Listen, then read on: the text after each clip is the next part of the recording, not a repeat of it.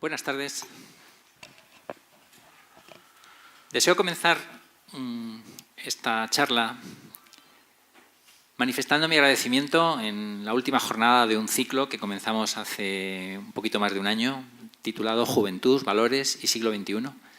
Y en primer lugar quiero manifestar mi agradecimiento como coordinador del ciclo a la Real Sociedad Económica Amigos del País de Tenerife y a su director, José Carlos Alberto Betancor, por la confianza que ha puesto en mi persona como coordinador y por la elección tan interesante que ha hecho sobre este tema fundamental, ¿no?, como es la juventud, los valores y el siglo XXI, ¿no? También deseo expresar mi agradecimiento a Diego Vega. Él es el vocal de esta casa para temas jurídicos y éticos y a él pertenece el haber organizado este ciclo. La idea, él contactó conmigo y entre los dos hemos ido configurando este plantel en el que el profesor Alayón, el doctor Alayón, que ahora os presentaré, pues nos va a dar la 9ª charla coloquio sobre el tema que he comentado. También quiero agradecer en esta última sesión, de nuevo, el apoyo a las entidades colaboradoras, Alumni, la Asociación de Antiguos Alumnos de la Universidad de La Laguna, como todos conocen, al Aula Cultural, Educación y Sociedad de la Universidad de La Laguna y a la Fundación Canaria para la Educación y la Cultura, FUCEC. Y asimismo, mi cordial agradecimiento a todos los presentes por vuestro heroísmo con la que está cayendo fuera, ¿no?, y por asistir a esta conferencia. Como les he dicho, desde el abril del pasado año hemos sabido abordar, a través de charlas coloquio, la búsqueda de unos valores para promover una mirada constructiva para los jóvenes en nuestra sociedad. En esta cultura nacida de mayo del 68 francés, del que estamos precisamente en este mes colaborando el 50 aniversario, conmemorando, perdón, el 50 aniversario, esta fecha puede ser como una referencia con la que caracterizar de alguna manera nuestras sociedades actuales, que son complejas, plurales y heterogéneas. En estas conferencias hemos tenido una perspectiva contemporánea y desacomplejada. Hemos acudido al mundo del coaching, a la comunicación interpersonal, al deporte, etcétera, para de ahí tomar valores y aprovecharlos para abordar los temas fundamentales en relación con la juventud, la familia y la sociedad. Ahora pienso yo que tantos callan por no ir en contra de lo políticamente correcto o por no tener nada que decir. Aquí se han ofrecido múltiples ideas valiosas para la educación y, en definitiva, para la felicidad de los jóvenes y de sus familias. Si tuviera que resumir en 2 palabras lo que hemos hecho y lo que vamos a cerrar hoy con la conferencia del doctor Alayón, me parece que hemos abordado este tema para proponer a esta juventud soñadora del siglo XXI, soñadora pero herida, una perspectiva realista y esperanzada. Y creo que esos son los 2 términos que podrían definir la orientación global de todo este ciclo de 9 charlas que cerramos hoy. Hoy cerramos el ciclo con la presencia del doctor Antonio Alayón Fumero, a quien quiero agradecerle su generosidad, porque no va sobrado de tiempo, para que desde una perspectiva más científica y neurológica nos ayude a abordar el tema de los valores y las adicciones en la juventud, pues me parece un tema de interés creciente, como todos sabemos. El doctor Antonio Alayón Fumero es licenciado en Medicina y Cirugía, acabó la carrera en el año 82 de Medicina aquí en la Universidad de La Laguna. Yo acabé un año después que él, o sea que somos casi compañeros. Él luego hizo la especialidad en Neurología en el Hospital Universitario de Canarias y la terminó en 1988. Luego hizo su doctorado en 1991 y cursó un máster en Neuropsicología y Psicología de la Conducta entre 2006 y 2008 en la Universidad Autónoma de Barcelona. Durante los años 96 y 97 realizó un posgrado, un fellowship en Estados Unidos sobre neurosonología, una técnica para el conocimiento de su mundo neurológico, y sobre enfermedades cerebrovasculares. El doctor Alayón ha publicado múltiples artículos y libros que yo no voy a hacer referencia para no alargar esta presentación. Ha impartido muchas conferencias en España y el extranjero. Asimismo, pertenece a varias asociaciones nacionales e internacionales en relación con su especialidad. Por eso me parece que era la persona adecuada para hablarnos este mundo que nos da un poquito de miedo, que en parte ha ido como creciendo, que es el tema de los valores, y juntarlo con el antivalor adicción. Por tanto, agradecerte tu tiempo, Antonio, agradecerte esta conferencia y te cedo la palabra. Muchísimas gracias. Muy bien. Empieza allí lentamente, ¿no?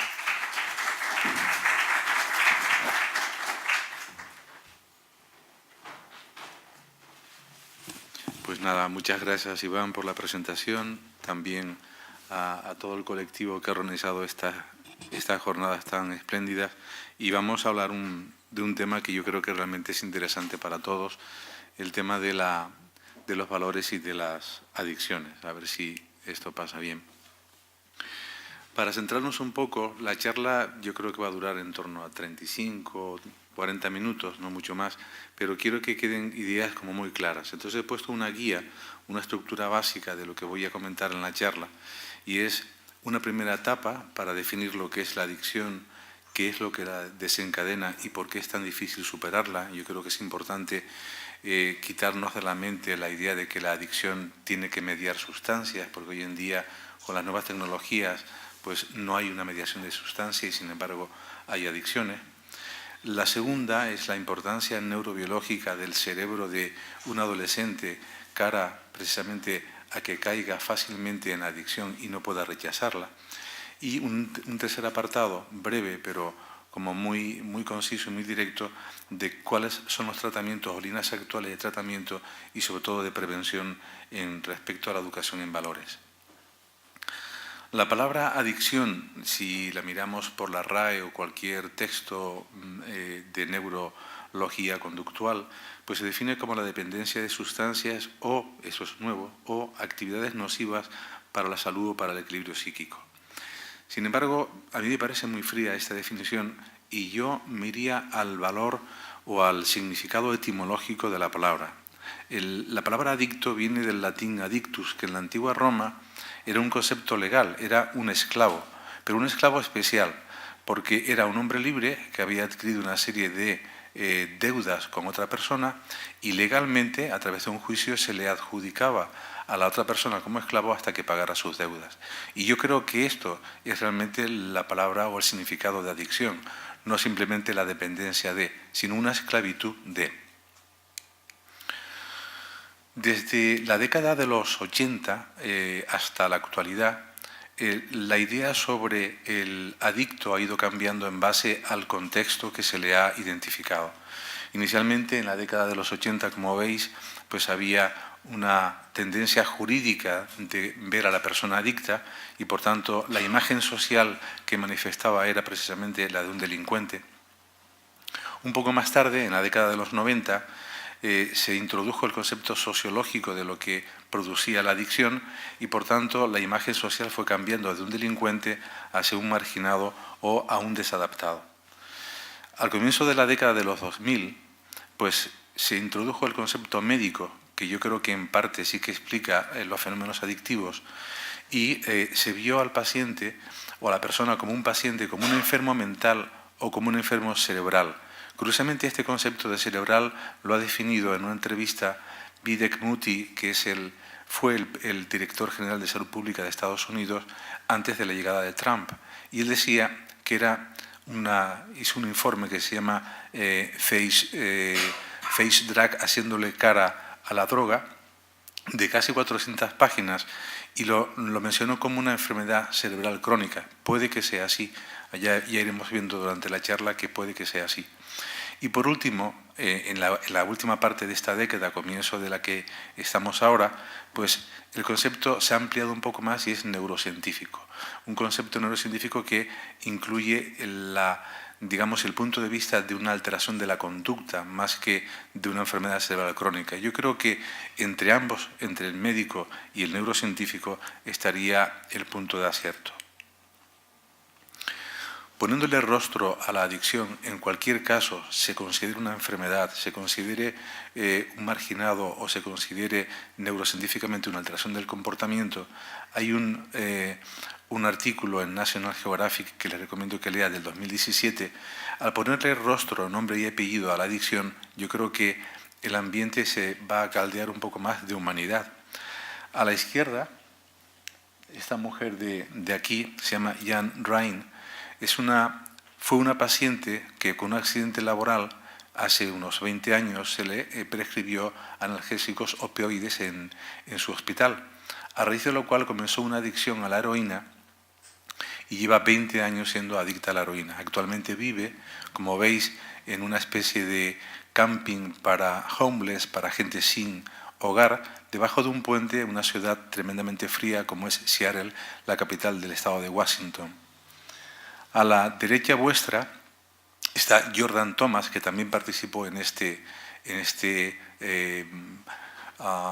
artículo contando su vida. Tiene 28 años, en sus manos tiene a su hijo. Durante el embarazo recibió tratamiento con metadona para deshabituarse de la heroína en un hospital de Virginia Occidental, un hospital que yo creo que hace muchísimo por la gente adicta, se llama Capel Huntington, como la enfermedad de Huntington, y el niño sufrió lo que llamamos SAN, síndrome de abstinencia neonatal, con lo cual, para que se hagan una idea, cuando ella ingresó solamente se recibía desde ese hospital en Virginia Occidental en torno a 120 llamadas anuales para estos casos. En la actualidad, en el 2017, recibe 1.476 llamadas de mujeres en gestación con peligro de SAN, de un síndrome de abstinencia neonatal. Perdón. Cuando revisé el tema de exactamente cómo está el estado de la cuestión en la actualidad, el diagnóstico, el DSM-5, que es el diagnóstico o el manual diagnóstico estadístico de la Sociedad Americana de Psiquiatría y que los neurólogos que nos dedicamos a la conducta lo manejamos con cierta asiduidad, pues reúne 9 sustancias a las cuales se considera que son adictivas y por tanto que tienen un rango de patología, y solamente una la considera como una adicción comportamental, que es la ludopatía, es decir, el juego patológico, que lo he puesto arriba. Debajo he puesto la imagen de un niño, porque el crecimiento exponencial de la adicción al juego patológico en los niños, gracias a la actividad con nuevas tecnologías, ya sea ordenador, ya sea a través de móvil, pues está creciendo cada día más. Para que os hagáis una idea de cómo está el tema de la aplicación de lo que luego voy a comentar, de por qué ocurre una adicción y por qué es difícil superarla, el doctor Ponteza, Mark Ponteza, que es el jefe de psiquiatría de la Universidad de Yale, celebró en octubre del año pasado, del 2017, una conferencia o un congreso sobre trastornos del impulso en niños. De hecho, está llevando el programa de investigación en esa universidad. Se celebró en Las Vegas y, curiosamente, en la sala de al lado se estaba celebrando la Expo Mundial de Videojuegos y de Juegos de Azar, con 27.000 personas que asistían, entre ellos gestores de casino, gestores de redes sociales, investigadores sobre el tema, para exclusivamente diseñar nuevas tecnologías adictivas en los millennials. O sea que la gravedad del tema yo creo que cada día es más evidente.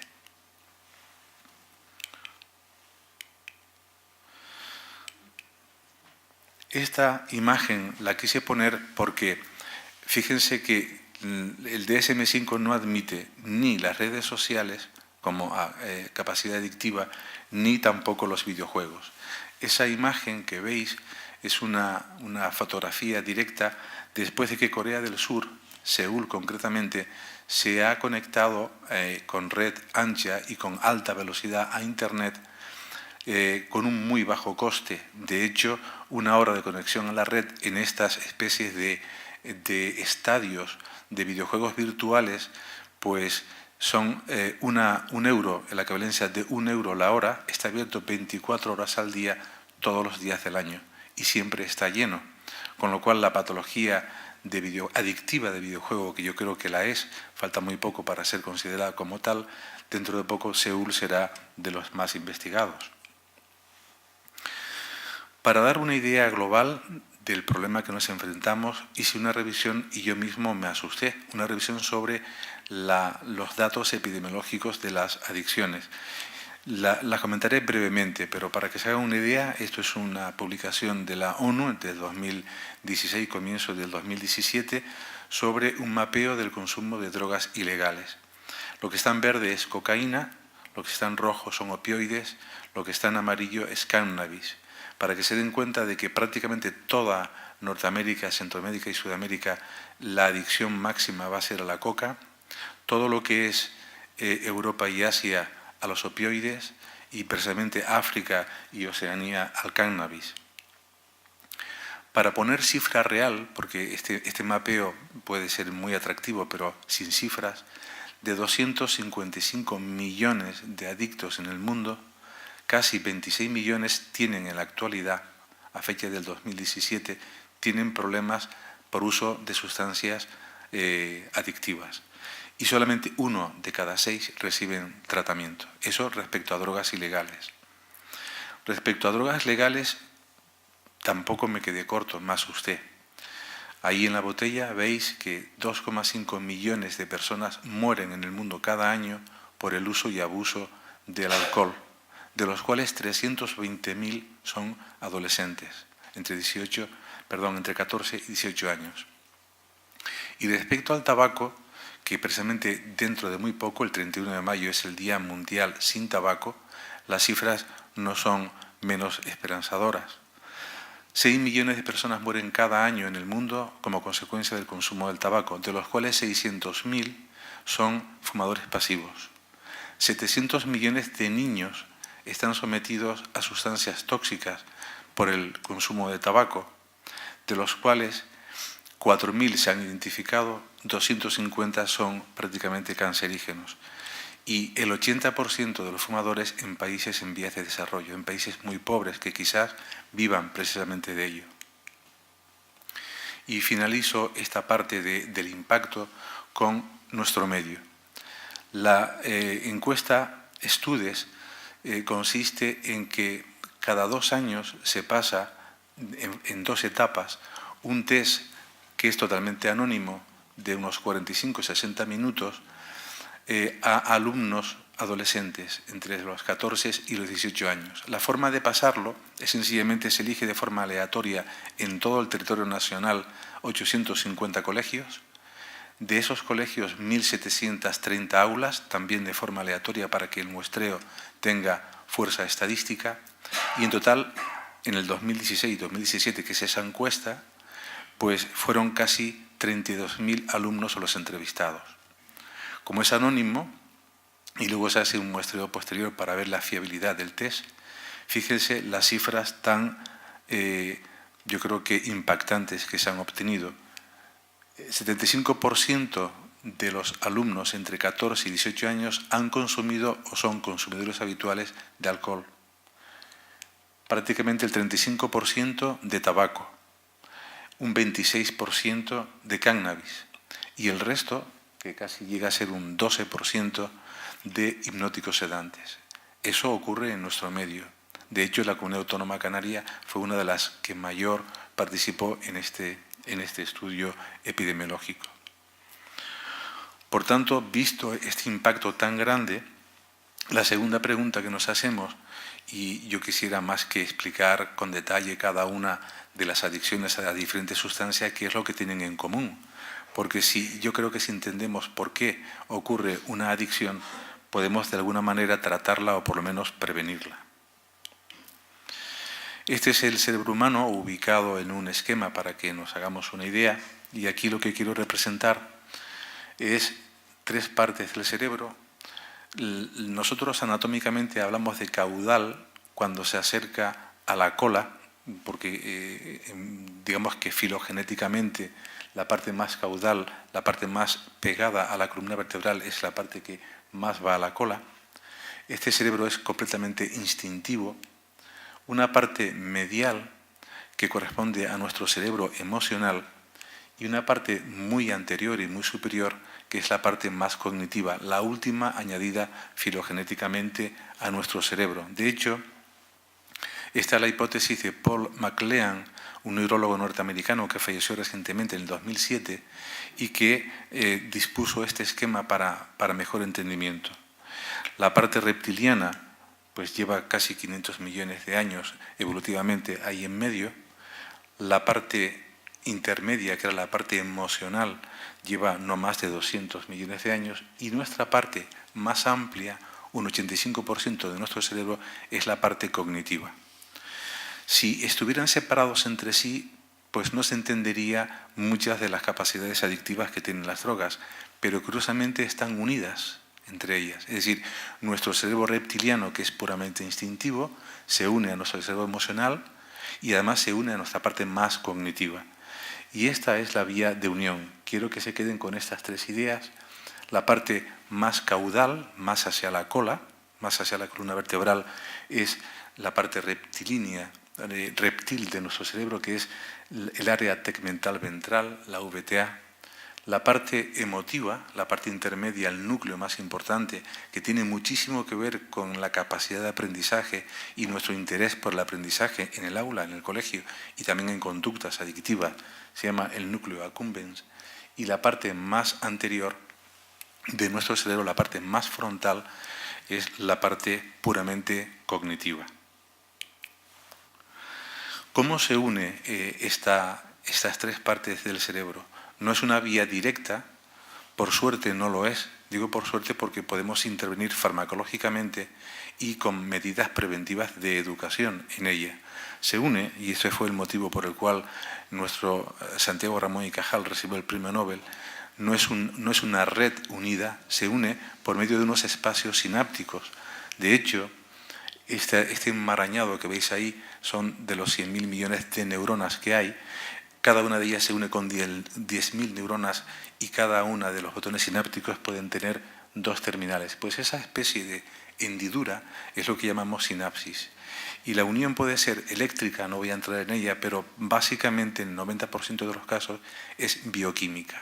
Es decir, una célula recibe una información determinada de otra, esa información va a otra parte de nuestro cerebro y se libera una especie de código lingüístico que es un neurotransmisor, que es lo que se representa ahí, y es precisamente donde actúan la mayor parte de las sustancias adictivas.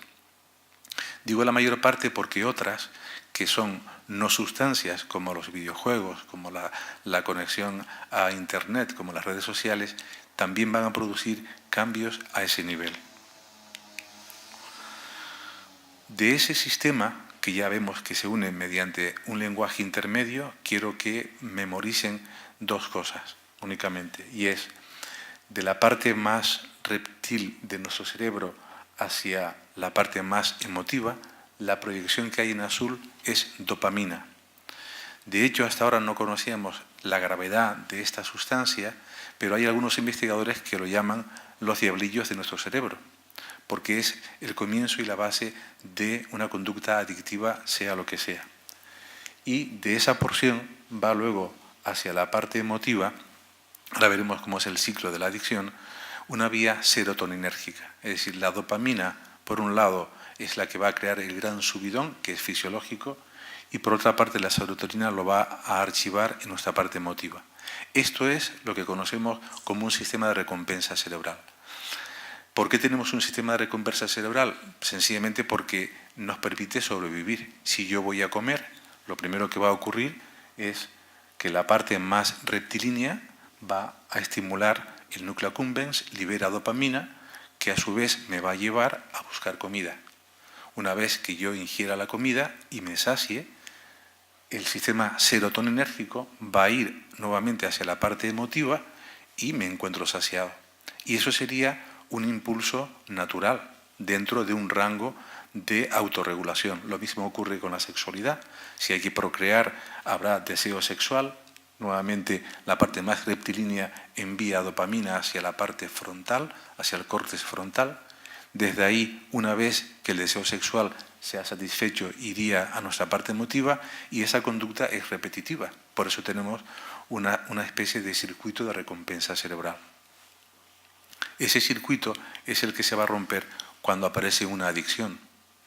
Y la adicción es sencilla de entender. Si entendéis esto, podéis incluso entender luego cómo se va a prevenir. Básicamente, la parte roja es la que veíamos antes, que era la parte más reptilínea, va a lanzar un impulso, por ejemplo, en este caso, sacado de Nature Reviews, en el alcohol.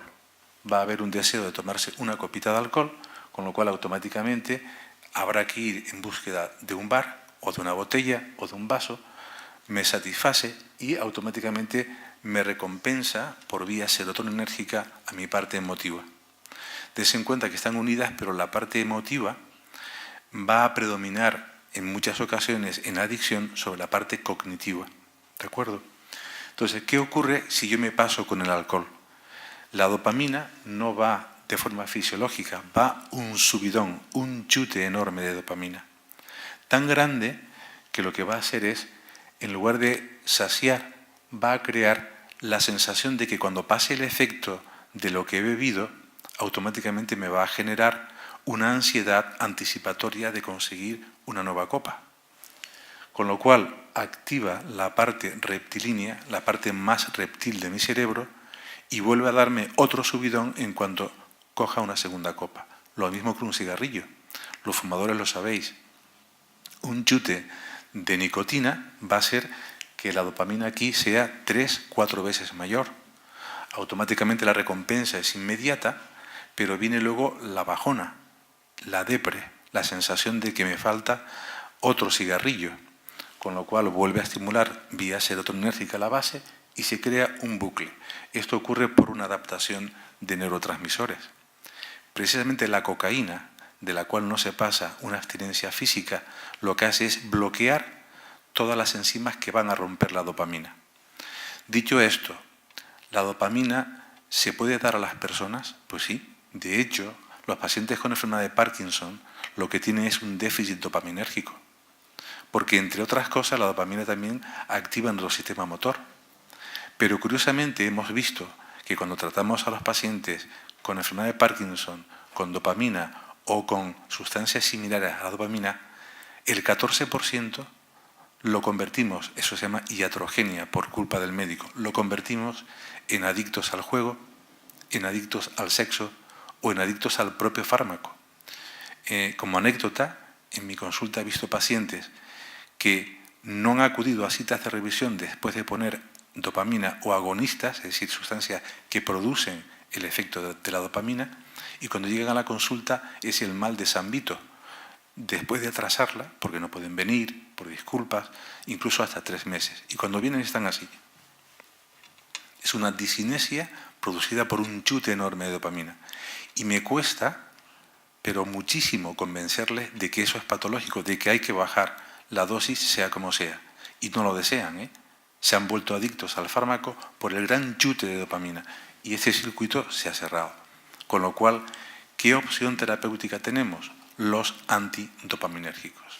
Es decir, como sé que no van a hacer caso 14 de cada 100, le pongo una sustancia que bloquea la dopamina que yo le he puesto, más la dopamina que está generando su cerebro por ese chute. Con lo cual quedan luego desilusionados. No vuelven más a la consulta, pero por lo menos no lo he vuelto ludópatas. O sea, es muy importante el tener ese concepto. ¿Por qué es tan difícil superarla? Si esa es la vía a la que hemos visto, la vía de adicción, y esa ansiedad anticipatoria, para que nos suene a todo, es lo que llamamos craving. El craving, que es cuando alguien esnifa coca o fuma un cigarrillo, es el deseo inmediato de esnifar otra raya de coca o de fumar otro cigarrillo. Pero ¿por qué es tan difícil superarla si ya tenemos una base bioquímica, por lo menos, para tratar, que son con antidopaminérgicos? Pues, curiosamente, una investigadora de la Universidad de Pensilvania, que se llama Anna Rose Childress, ha descubierto algo tremendamente interesante, que es lo que ahí tiene un nombre bastante raro, que es el modelo IRISA, que significa esto, pero para entendernos, por si leéis cualquier tipo de texto que sea divulgativo, se llama saliencia. ¿Qué es la saliencia? Igual que la resiliencia, ¿la saliencia en qué consiste? Esta mujer investigó cocainómanos en resonancia magnética funcional, es decir, aquella que nos permite ver si hay picos o no de ciertas sustancias cuando el paciente está dentro de la resonancia. Y fíjense lo que acaba de descubrir, que publicó en Nature Neuroscience hace muy poco tiempo. Creo que no llega a 2 años.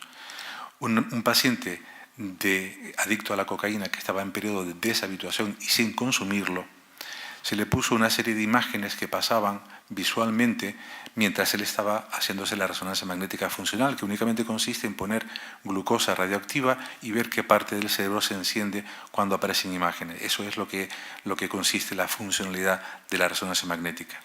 Se le pasó una imagen, entre otras que eran normales, una imagen de una raya de coca, simplemente una raya de coca, que duró 33 milisegundos. Para que se hagan una idea, una décima parte de lo que dura un parpadeo, 10 veces menos de lo que dura nuestro parpadeo. Es decir, el paciente no fue consciente de que lo vio.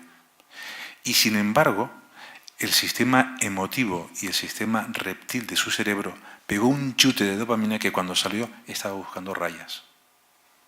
Eso es lo que se llama saliencia. Y por eso son las recaídas tan brutales que hay cuando hay una deshabituación. Es decir, a mí me impresiona cuando yo veo a algún paciente en la consulta y le digo, usted que es alcohólico no puede ir a un bar. Y si tiene usted un bar para ganarse la vida, vaya quitando esa vía. ¿Por qué? Porque cualquier hecho que suceda en el bar, desde el descorche de una botella, desde el ver una copa de vino, que hay gente que incluso le pone colorante al agua para que ve, y en copa, para que sea, eso automáticamente está estimulando vías dopaminérgicas hasta que vuelva a caer. No, eso no en las adicciones, para que se hagan una idea de la importancia de este descubrimiento. Y esa es la imagen que yo he puesto, y contaré alguna anécdota para que se le quede grabado. A la izquierda, pues una imagen publicitaria de una cerveza bien fresquita, con su espuma, con sus gotas de... Y eso en verano para una persona alcohólica es fatal. El chute de dopamina hará que se cree el círculo cerrado de necesito ir para quitarme la sensación tan mala que tengo y consumirlo. O esa especie de polvo que es simplemente polvo para hacer comida, harina, efectivamente, harina. Este es un caso real de un paciente, 11 años sin consumir cocaína, 11 años, haciendo la comida porque cogió afición para hacer de comer en casa. Cuando espolvorea, la harina queda así y menos mal que no se dio porque el chute de dopamina 11 años más tarde existía. Igual ocurre con el tabaco. Una persona que esté dejando de fumar y ve que alguien exhala ese humo, automáticamente va a tener esa liberación. Ejemplo real de esta saliencia al tabaco. Sigmund Freud murió de un cáncer de paladar y lengua, un carcinoma verrucoso debido al tabaco. 33 intervenciones quirúrgicas y en la 34 fallece. Nunca dejó de fumar. Él no sabía que existía esto, pero la adicción llegó a tener 33 intervenciones, un paladar protésico y una muerte por el tabaco. ¿Qué importancia tiene lo que hemos dicho en un cerebro adolescente? Lo primero de todo, definir lo que es un adolescente, porque todo su cerebro va a estar pendiente de múltiples estímulos adictivos. La palabra adolescente viene del latín adolescere, y me van a entender esta definición, porque yo creo que ahí es importante el tener en cuenta lo que es en sí mismo el significado etimológico. El adolescente ese es el que adolece, es decir, le falta algo, está en pleno crecimiento, está en desarrollo.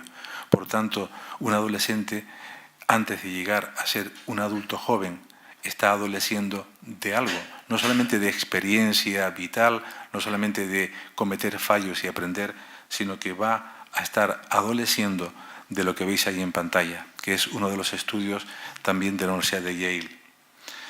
De izquierda a derecha, de 5 años hasta la edad de 20 años, lo que se ve en color, lo más azul, lo que está más azul o más lila, significa la mielinización completa, el desarrollo completo de ese cerebro. Y si se dan cuenta, desde los 5 años hasta la adolescencia, la parte frontal, el córtex prefrontal, nuestra parte más cognitiva, no está desarrollada. Solamente se desarrolla en torno a los 20 años. Es decir, que entre los 14 y los 18, esta persona es tremendamente sensible a cualquier estímulo que vaya a crear una adicción, puesto que no va a razonar por qué no es adicto. Les pongo un ejemplo. Hay enfermedades que pueden cursar en el adulto con una pérdida de la digamos, maduración normal de ese cerebro. Pues sí, es la tercera causa de demencia, es la demencia frontotemporal o demencia frontal, que tiene una variante que hace muy poco tiempo, en el 2014, se ha considerado como la variante conductual de una demencia frontotemporal. Uno piensa en demencia cuando pierde memoria, cuando no se entera muy bien de dónde se encuentra, pero la demencia es una alteración de la ejecución normal de nuestro día a día, aun teniendo una memoria perfecta. Y les pongo un ejemplo de cómo puede ocurrir que una persona pierda esa capacidad y quede funcionalmente hablando como un cerebro emocional o como un cerebro de reptil. Este paciente que voy a comentar, que es real, 2 carreras, 37 años de edad, y los síntomas, porque curiosamente parece ser que siempre han sido así, pero los síntomas comienzan siendo muy jocosos en las reuniones y metiendo la mano en el plato de los compañeros cuando iba a comer, porque le apetecía comer lo que otros comían. En un principio no dio importancia, pero a medida que va pasando el tiempo ya no solamente se comía el suyo engulléndolo, es decir, un cerebro completamente emocional, me apetece, lo cojo y me lo como, sino que además cogía lo de todos los demás. Y se enfadaron con él, hasta el punto de que le quitaron el habla. Un año más tarde se dieron cuenta de que tenía el síndrome de pica, es decir, come cosas no comestibles. Se agachaba al suelo y cogía una cerilla y se la comía, una colilla de cigarrillo y se la comía. Es decir, cada vez iba aprendiendo más conexiones, más rectilíneo. Cuando llega a la consulta para pedir una segunda opinión, porque la memoria era perfecta, sabía su DNI, él es su mujer, que había perdido a su mujer, él es su hija, todo. Sin embargo, era incapaz de contener cualquier impulso, como un niño. Se sentó en la sala de espera y se comió literalmente una planta de plástico. Todos los pacientes se quedaron callados. Yo pensé que había pasado algo. Cuando salí estaba comiéndose una planta de plástico. En la propia consulta, en el despacho, todo lo cogía a la boca, el teléfono, mi bolígrafo, todo. Entonces, eso, que es lo que ocurre cuando regresa la evolución normal, es lo que está ocurriendo en un adolescente cuando va hacia la evolución normal. Aquí no es tan llamativo, pero los estímulos dopaminérgicos van a crear la misma actitud. Por eso, en un adolescente, ¿cómo se puede poner orden en esa cabecita si no es con un tratamiento preventivo educacional? Ahora veremos los tratamientos. ¿De qué forma podemos tratar y podemos prevenir esta enorme epidemia? Porque yo considero que las cifras que he puesto antes es realmente una epidemia. Tratamientos farmacológicos y no farmacológicos. Esto está ocurriendo hoy en día y algunos de ellos, como el de la izquierda, no está del todo aprobado por la FDA porque falta más número de pacientes, pero los resultados son espectaculares. Si pensamos que la dopamina era la causante de todo ese problema, el de la izquierda, que es un paciente que intervino en una entrevista y dio su nombre, Patrick Perotti, perdió 2 empleos, 3 negocios, su familia, por ser adicto a la coca. Y ya no le quedaba otra cosa que una terapia que es completamente experimental y es resetear la zona dopaminérgica del lóbulo frontal con estimulación magnética transcraneal. La ventaja que tenemos a la hora de utilizar ultrasonidos o de utilizar técnicas magnéticas es que yo puedo saber la profundidad y el lugar exacto donde localizo el estímulo. O sea, no es frenología ni es brujería, es real. De hecho, se utiliza para recuperación de embolias cerebrales, queda paralizada una mano, incluso para el lenguaje, que aquí tenemos a Reyes, queda una mano paralizada o una incapacidad lingüística. Yo estimulo y veo que el dedo se mueve y le doy una serie de estímulos, un tiempo determinado, a una profundidad determinada, y la mano se recupera mucho antes. Pues este hombre dejó de sentir la saliencia a la coca con 2 sesiones. De hecho, se ha abierto un estudio amplio donde creo que se van a introducir más de 500 pacientes con la saliencia es ver la raya y ¡zum! Y chute de dopamina. O sea que ya están, en teoría, en un periodo de deshabituación. A la izquierda, me parece tremendamente drástico. Se está llevando a cabo en la clínica Marsak, a las afueras de Moscú, por la cantidad de alcoholismo que hay allí. Este hombre, cada vez que sale de una pauta de desintoxicación, en la última duró 8 meses, vuelve a recaer. No tarda ni 24 horas. ¿Qué han hecho? Le han puesto un aversivo. El aversivo, la pastilla que se utiliza habitualmente es el disulfiram, el antabús. Se la traga una persona cuando toma alcohol. Como el alcohol no puede ser metabolizado porque ese fármaco, el disulfiram, está bloqueando ciertas enzimas, la reacción que tiene no es de placer, es aversiva, náuseas, vómitos, dolor de cabeza, crisis hipertensiva, hasta que el alcohol se vaya eliminando poco a poco. ¿Qué ocurre? La única forma que han encontrado es un implante subcutáneo de disulfiram que le dura un mes. Es decir, como tome alcohol, una cerveza suficiente, va a urgencias o a la UBI. ¿Para qué? Para evitar la saliencia, es decir, que el chute de dopamina vuelva a entrar. Es un shock tan grande que va poco a poco retirándolo. Son casos muy graves y no está al alcance de todo el mundo. Otra pauta que se está llevando a cabo, esto ocurre también en el estado de Washington, donde Jana Rain vivía debajo del puente. El lema que lleva a cabo esta campaña es: no son delincuentes, son pacientes. Y lo que hace la policía es a todo aquel adolescente que coge con droga para uso personal como consumo, si es más cantidad, va a prisión. Lo llevan a un centro de recuperación funcional donde hay médicos, neuropsicólogos, psicólogos, y el éxito que están teniendo parece ser que es tan bueno que lo van a instalar en otros estados que no sea el de Washington.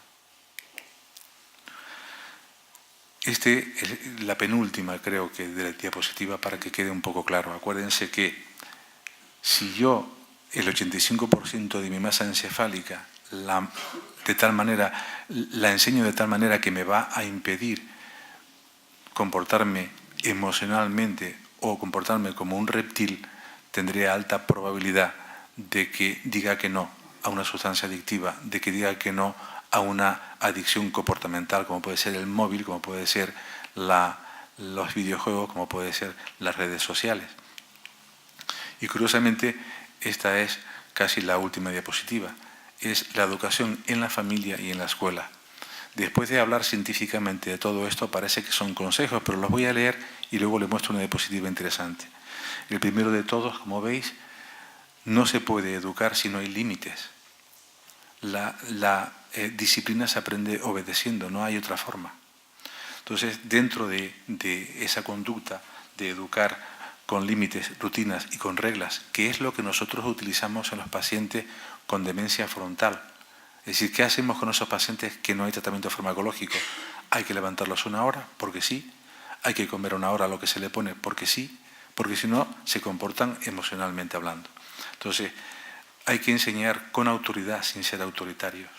Hay que mantener rutinas y, sobre todo, hay que establecer reglas y lograr que se cumplan. Lo de la rutina es muy importante. Si yo les dijera, por ejemplo, los niños aprenden a hablar gateando, todos quedarían sorprendidos, pero es así. De hecho, cuando había taca-taca, los niños hablaban mucho más tarde. El motivo es, si gatea y quiere coger una cosa del campo visual, es decir, está todavía siendo un reptil, tiene que obligar a una de las 2 manos a apoyarla en el suelo, si no, se va de bruces y no coge nada. Pues si es la mano derecha la que va al campo visual, será un diestro con un hemisferio izquierdo lingüístico. Si es la derecha y utiliza la izquierda, sería lo contrario, un zurdo con un hemisferio derecho completamente lingüístico. ¿Qué ocurre si el padre le da el biberón al bebé? Si el padre es diestro y el niño tiene tendencia natural a ser diestro, yo le daba el biberón a mis hijos con la mano derecha. Su mano derecha me la ponía a la espalda y se lo enchufaba. El niño hablaba más tarde, pues sí, hablaba más tarde. ¿Qué ocurre cuando una madre le da de mamar a un niño? Va cambiando de pecho, derecho o izquierdo, con lo cual el niño va teniendo un campo visual donde es más equilibrado. Pues si eso es así, imagínense lo que es la rutina para pacientes con una demencia frontal, fundamental. Lo segundo, hay que educar el cerebro emocional. Aquella zona verde hay que educarla para que frene la parte de las emociones, porque si no nos convertiríamos en tiranos. ¿Cómo? Conocerse a sí mismo, para conocerse emocionalmente y saber exactamente qué tipo de emociones sentimos. Eso nos lleva a un autocontrol emocional. Habitualmente, cuando tenemos un comportamiento puramente emocional, los pacientes en mi consulta ponen los pies sobre la mesa y cuando los miro asustados me preguntan, ¿qué pasa? ¿Es que aquí no se puede poner los pies sobre la mesa? Pues no, no se puede, pero lo ponen, ¿eh? Luego, la automotivación, es decir, hace falta saber qué metas hay que conseguir y, por supuesto, vencer los obstáculos para conseguir esas metas, cosa que hoy en día parece como si fuera, no sé, algo impensable. Sí, es que para conseguir un trabajo tienes que estudiar, punto. Si no, no lo vas a conseguir. La empatía y el reconocimiento de la emoción de los otros para ponernos en su lugar. Y por último, crear habilidades sociales. ¿Qué menos que esto? Si no aprendemos esto, no aprendemos ni mucho menos cómo manejar nuestro cerebro emocional. Y por último, es educar conductualmente a niños que sean proactivos, no reactivos. ¿Qué es una reacción? Pues una respuesta a un estímulo externo, es decir, puramente emotiva. Si no me gusta, no te hablo, y si me gustas menos, te pego una torta. Pero ¿qué es un proactivo? Aquel que es capaz de filtrar con la parte más cognitiva que tenemos en nuestro cerebro cuáles son y en qué manera podemos utilizar nuestras emociones. Por tanto, un proactivo va a ser siempre una persona que va a tener un cerebro emocional controlado y unas rutinas alcanzadas. Esto, que parece una tontería, ha movido dos grandes proyectos. Uno, que es el Best Drug Rehabilitation en Estados Unidos, que es una educación en casa en estos valores, y otro, como es un problema mundial, pues en la Universidad Han Hot Global en Filipinas para la adicción a los opioides. Y los resultados son tan espectaculares que yo creo que en poco tiempo se llevarán al día a día. Pero créanme, no hay otra manera. Yo creo que es lo último. Con Internet y con redes sociales es la única forma, puesto que no son sustancias que alteren la dopamina, sino es el propio estímulo el que la altera. Y con esta educación lograremos que nuestros hijos y nuestros adolescentes hagan todas esas muecas a sustancias adictivas, porque si no es imposible. Nada más, muchísimas gracias y espero que les haya gustado.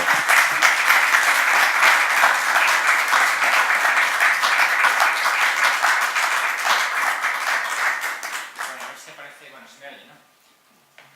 Tenemos 10 minutitos para hacer un pequeño coloquio con el ponente y Moisés nos pasa un micrófono, ¿no?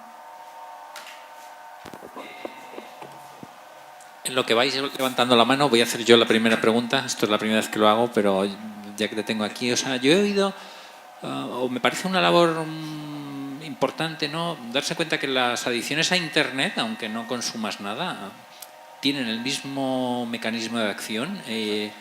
Incluso tú ponías ahí que el 75% de los jóvenes están adictos al alcohol, pero por lo visto yo he oído, no sé si son científicas, que el 80% de los jóvenes son adictos a la pornografía a través de Internet. Sí.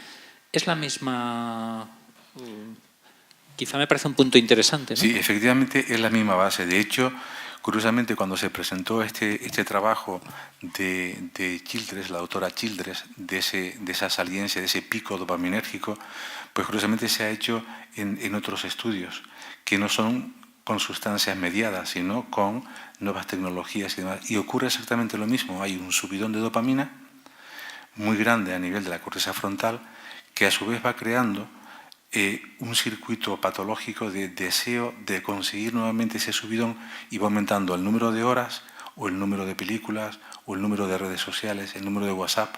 Comentábamos antes, no me acuerdo con quién lo comenté fuera, que curiosamente en una boda de unos amigos en Estados Unidos esto es lo normal que un niño tenga un móvil. Aquí está haciendo lo mismo, pero vamos, esto fue hace un año y me llamó la atención que en una mesa se sentaran, creo que eran 6 o 7 adolescentes, no se conocían entre ellos, no intercambiaron ninguna visión entre ellos, es decir, la empatía va a ser cero en la siguiente generación. Cada uno se sacó un selfie sin hablar entre ellos y luego se lo enviaron. Eso sí, se pidieron el móvil y se enviaron el selfie de la mesa. Claro, son adictos, literalmente. O sea, si miras la definición de adicción, que es dependencia de, cada vez más uso de, intentas buscar la forma de utilizarlo, pues es un adicto. ¿Qué le falta para ser adicto? Únicamente que la Sociedad Americana de Psiquiatría, que ya está muy en alerta, lo admita para contemplarlo como una patología gorda. Pero créanme que es una patología muy gorda, ¿eh? De hecho, la gente sale más con perros a la calle que con personas. Fíjense, a un perro no se le envía un WhatsApp, se le mira. Y yo he visto a personas que hablan a sus perros. Vamos, yo he hablado a mi perro también. Como hagas eso te voy a dar. Sí, pero es que ahora salen solamente con perros. ¿Y por qué? Le envías un WhatsApp a un perro y pasa a un pueblo. Pero le miras y te mira. Es curioso, ¿eh?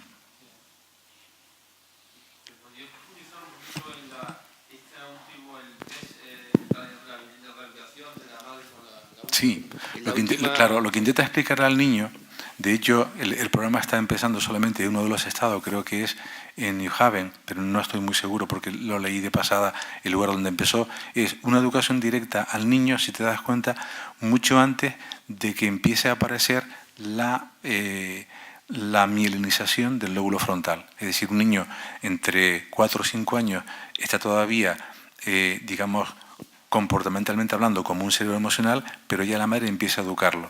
Hay que estudiar, hay que esforzarse, hay que conseguir cosas. El siguiente paso cuando vaya al colegio será, hay que decir que no, hay que plantearse ciertas actividades para que tú no hagas esto, engancharlos de alguna forma, entre comillas, al deporte, a la actividad física, a los valores. Porque si no le enseñas eso, el niño no va a aprender, después de que llegue a la adolescencia, nada en absoluto. Va a seguir siendo un cerebro inmaduro frontalmente, como un accidente de tráfico, inmaduro, o como un tumor, o como una degeneración frontal. Y se va a comportar, me gusta, lo hago, no me gusta, no lo hago. Y ese tipo de patología es lo que se ve en el día a día, y es lo que nosotros utilizamos, curiosamente, en personas adultas que van perdiendo esa mielina a nivel frontal. De hecho, se sientan en la consulta y pueden estar 1 hora sin hablar. Y le preguntas y te responde perfectamente, pero no interactúa contigo, no te miran, parecen autistas, pero no son autistas porque el desarrollo psicológico fue normal y sin embargo se comportan como tal. Entonces, ¿cómo lo reeducas? Hay que levantarlos 1 hora, si no, no se levanta porque no le apetece. Hay que comer 1 hora porque si no, no comen porque no les apetece. O le apetece comer mucho y se come cada 2 por 3, bulímicamente hablando. Mi pregunta iba, Antonio, en el sentido de que yo creo que cualquier padre sabe que un hijo no puede tomar alcohol, menos con 14 o 15 años, pero en cambio le dejan un móvil a los 12, a los 11, y claro, un móvil es una droga. Bueno, esto se lo he oído yo al juez Calatayud. Sí, sí. Esto es una droga, señores. Sí, es una droga. Entonces, en ese sentido, desde la neurología, quizá debería haber como más insistencia en a mí me parece que falta esa concienciación de que se sabe que el vino o el porro o el tabaco es una droga y no se sabe que el móvil es una droga porque no tienen la corteza frontal. Curiosamente, claro, de forma intuitiva sabemos que lo es. De forma práctica, ¿cómo consigue financiación para llevar a cabo una campaña en ese sentido cuando ni siquiera el DSM-5 lo admite como patología, sino la ludopatía exclusivamente? Entonces, claro, la presión que existe ahí yo creo que es tan grande, como te comentaba, Mark Potenza de la Universidad de Yale dando una charla en un lado diciendo el control de impulso, que eso sí se admite. El control de impulso hay que controlarlo sí o sí, porque es que luego si no crea una adicción. Y al lado 27.000 están de ver cómo enganchar a los millennials en la nueva tecnología. Entonces, claro, el hombre se quedó perplejo, ¿no? Pero perplejo, no puse la diapositiva porque era una PNG muy grandota, pesaba mucho, pero es que el hombre diciendo, pero es que... Y encima me pagan ellos, ¿no? La conferencia, la charla, la comida, todo. Sí. Y lo llaman el juego responsable. Igual que las redes responsables, eso no existe. No, o marcas un tiempo determinado. Te comentaba porque yo he oído que hasta los 14 años no es bueno tener móvil, ¿no? Y eso lo dicen todos los neuroeducadores que yo he leído, ¿no? Pero luego en realidad no ocurre, ¿no? Entonces, no ocurre. ¿cómo es posible esto? No ocurre. En esa diapositiva que veíamos el desarrollo cerebral, la edad de 14 años, entre 14 y 18, es la adecuada para empezar a usar de forma coherente el móvil. Hasta entonces es imposible. ¿Por qué? Porque lo que tú aprendes es puramente emotivo, puramente emocional, y no vas a desarrollar ningún tipo de filtro cognitivo a algo que lo tienes desde los 4 años. Es imposible. No sé si preguntar a la sala quién ha oído aquí que no se puede usar un móvil, que no es sano usar un móvil hasta los 14 años. ¿Lo habéis oído mucha gente? ¿Sí? Me alegra. La cifra no la tenía clara yo totalmente. Pero 14 años, exactos, vamos, por tener una referencia, porque que los niños no usen móvil tan jóvenes, bueno, eso sí, pero luego... Tú lo has oído, ¿no? Calatayud, ¿no? Sí. Bien, bien. Sí. No es que digo por sacar una idea así... Vale, ¿quién más quiere preguntar? Perdón, que hoy he cogido yo aquí...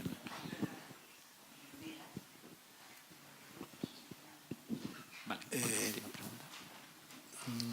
Muchas gracias por la charla. Yo lo que... Aquí se ha elaborado una exposición que luego viene la pedagogía, el cómo realmente llevar esto a que las personas lo asuman y teniendo una visión un poco evolutiva, cómo realmente el padre, la madre y los profesores, cómo tendrían que tener un esquema educativo básico, elemental, sencillo, pero coherente para que ese niño y esa niña pues realmente vayan incorporando algo que es hasta económicamente rentable. Económicamente rentable. Eso por un lado. Por otro lado, lo que se está hablando aquí, Iván, de que, bueno, sí, las edades primeras, que hay que cuidar, que no sé qué, pero es que hay adultos que tienen una inmadurez pues también notable y que físicamente pueden tener una imagen de altura, pero que en el fondo relacionalmente y ¿cómo te diría yo? Y elementos que construyen pues son muy débiles y crean unos contrasentidos enormes, ¿no? Es un poco una reflexión que a mí se me ocurre hacer así sobre la marcha. No, es una reflexión bastante profunda. De hecho, yo he intentado, a través de Neurodidacta, que es una organización que habla de la neurología, de la educación, intentar poner unas pautas. El problema viene a ser siempre el mismo. Cómo conseguir no solamente ya financiación para ese tipo de proyectos, sino además ayuda económica cuando tenemos que enfrentarnos a verdaderos monstruos como Telefónica. De hecho, a mí me asusta cuando ya venden aplicaciones para contactar con tu médico a través de un móvil. O sea, es ridículo. Pero aún así, ¿cómo vas a parar esa especie de ola tan enorme de tecnología en el día a día? La única forma es que se den cuenta de que el tacto, el contacto es importantísimo. Hasta el siglo XVIII un médico no tocaba a un paciente, no lo tocaba. James Parkinson describió la enfermedad de Parkinson y el único síntoma que no describió fue la rigidez de la mano, porque ni lo tocaba. Y solamente cuando se toca a un paciente es cuando se puede saber muchísimo sobre ese paciente. Entonces, en la descripción original de James Parkinson, que no ha variado, no sabemos si no había rigidez al principio, pero porque no lo tocaba. Ahora va a pasar lo mismo directamente a través de una página web o de un móvil. Tengo esto. Y además me lo comenta incluso mi nuera. Me dice, no, llamé al médico y me dijo que nada, que todo muy bien. Y, ¿qué estás diciendo, Mónica? ¿Cómo se te ocurre? Vete a la consulta, ¿no? Tendrá que explorarte. No, directamente. Y yo digo, ¿y qué hago? ¿Qué hago? No puedo hacer nada, sino decir, bueno, ya verás cómo de estrella. Es que elementos economicistas realmente están condicionando la educación interpersonal. Exactamente. Bueno, pues que quedamos... realmente la empobrece enormemente. Vale, quedamos con esta reflexión. Lógicamente, la mejor medicina son este ciclo de charlas para profundizar, reflexionar y educarnos todos. Muchísimas gracias por vuestra atención.